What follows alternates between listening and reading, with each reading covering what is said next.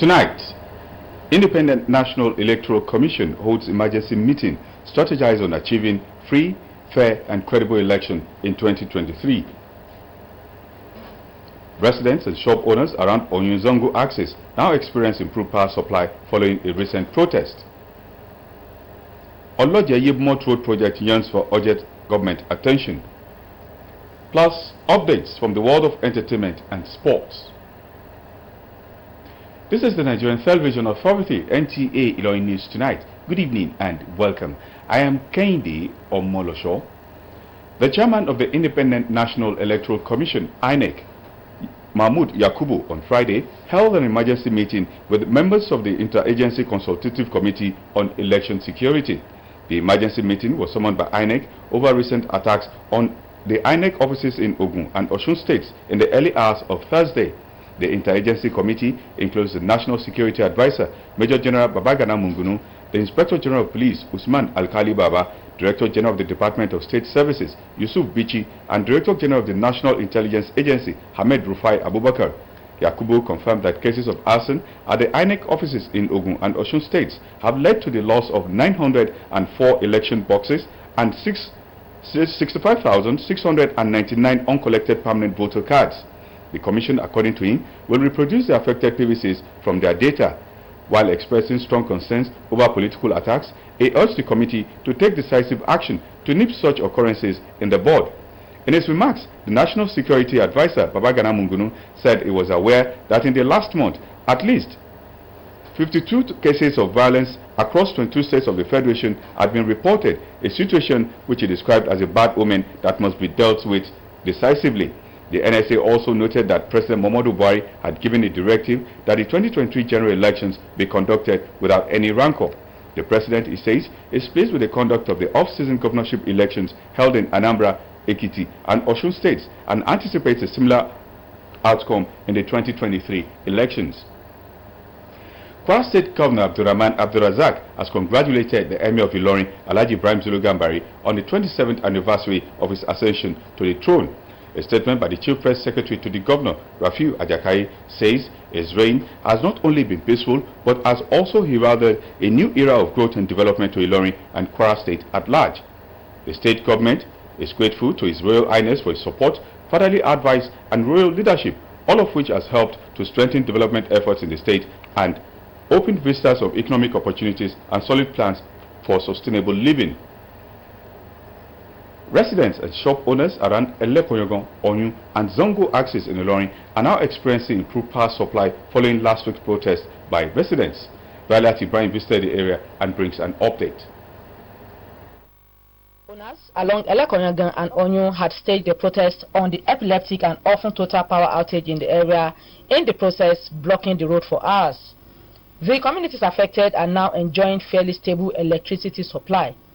Oluwatosin Oyelarin, who runs a laundromat, used to spend a lot on fueling his generator set to get work done, but he is now enjoying a fairly stable power supply. They have been giving us light since that time, and we have been enjoying it small. After the protest, they have been giving us light, so our J is resting small. Residents are thankful to government but want more hours of supply and more transformers. In Ganiki phase 2, we only have one transformer, about 500 kVA, serving the whole area. We need like 2 more transformers for we in the community to enjoy the electricity supply. The light is improving. We always used to get lights now, but before you did not used to get light, maybe once in a month. But now each and every day we used to get light like twice. That very day of protest, the night the light came, and since then we have been having light. No, not as much as what is given in a Songo axis.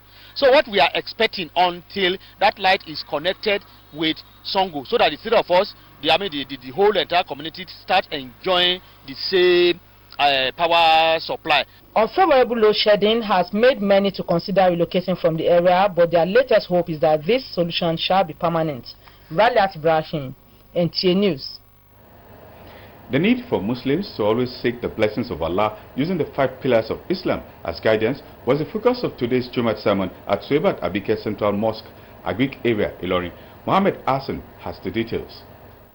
Quoting several verses from the Holy Quran, supported by other traditions of Prophet Muhammad, Imam Hussein Arikeushola emphasized the importance of following the 5 pillars of Islam, especially as it influenced the path to paradise. According to him, Allah frowns at Muslims that ignore their 5 daily prayers, zakat, fasting and other pillars of Islam. Imam Hussein Arikeushola also stressed the need for Muslims to completely obey Allah as demonstrated by Prophet Muhammad. To try as much to give out the zakat. If I don't have the amount that I can give zakat from it, I will give sadaqah. He thereafter led the congregation in the performance of the 2 Rakat Jumat prayers. Allahu Akbar. The sermon was very apt and timely according to some worshippers. We should never neglect Salat in everything we want to do. No matter how high we are in position or in rank, we should always remember that Allah comes first. Believing in only God and practicing the religion righteously. That we should observe our Salat very well, then we should pay our zakat, then we should do goodness and command it. The Jummah service was well attended by Muslims from Agric and its environs. Mohammed Hassan, NTA News. You're watching News Tonight on the Nigerian Television Authority, NTA ILORIN. We'll take a break to be back with more reports. Stay tuned.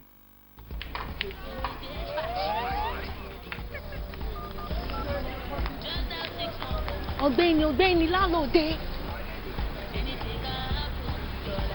Dídé lálọ́sí lọ. Ọmọ fún ṣẹ̀ṣẹ̀ jẹ́ rechargeable fan níbi ìpolongo àjọyọ̀ ayọ̀ Glo ni o.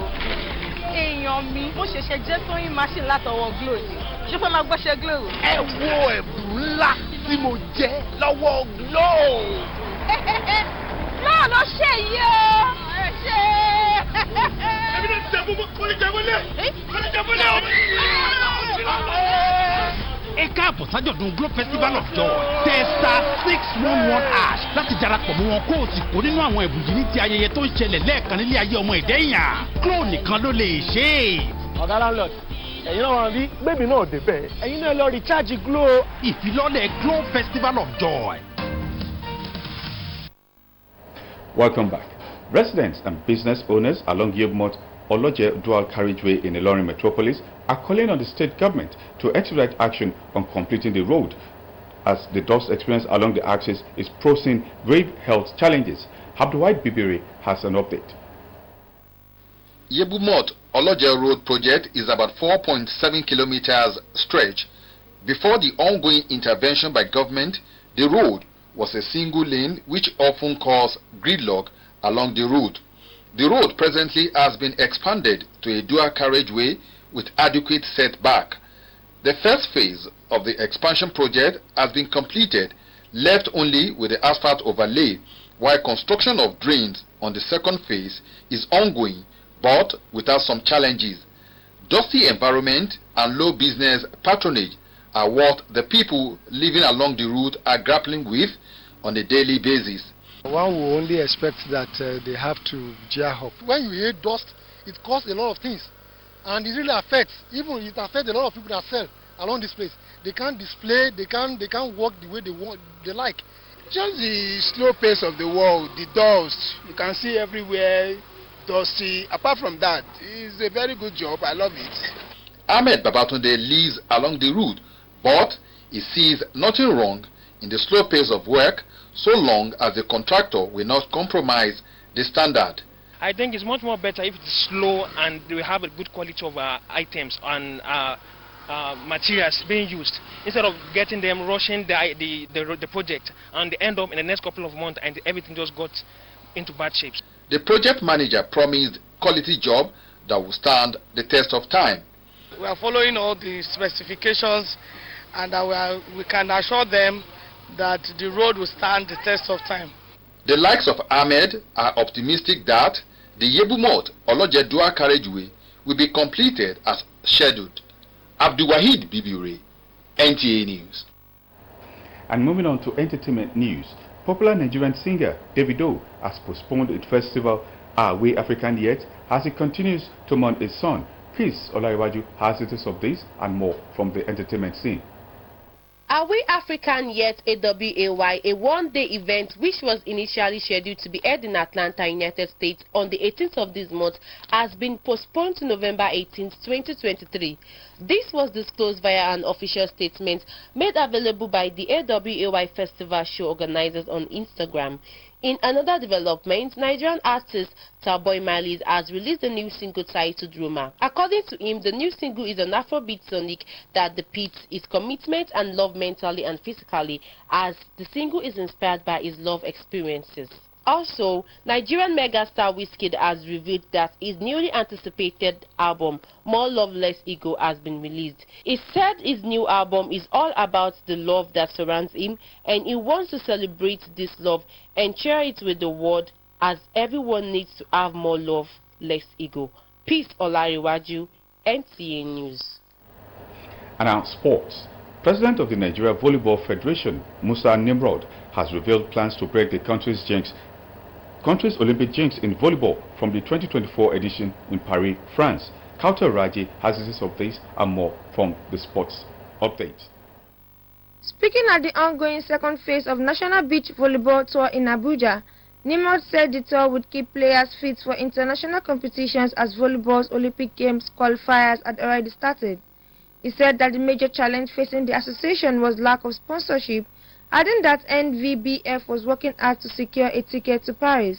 Management of the Nigeria Professional Football League has set a benchmark of 10 million naira for insurance claims from policies covering players of the 20 Premier League clubs beginning from the 2022-2023 league season.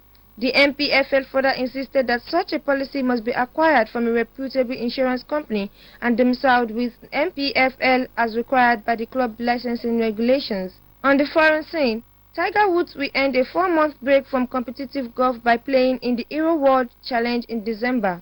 The 15-time major winner confirmed on Twitter that he would tee off in the 20-man annual event he was to host in the Bahamas, which would commence on December 1 and mark his first start since he missed the cut at the Open in July. He will make a further appearance a week later on December 10 in the match, a 12-hole exhibition alongside Jordan Spieth and Justin Thomas. Kausa Raji, NTA News. For an outlook of tomorrow's weather, let's see this graphic presentation of the weather forecast.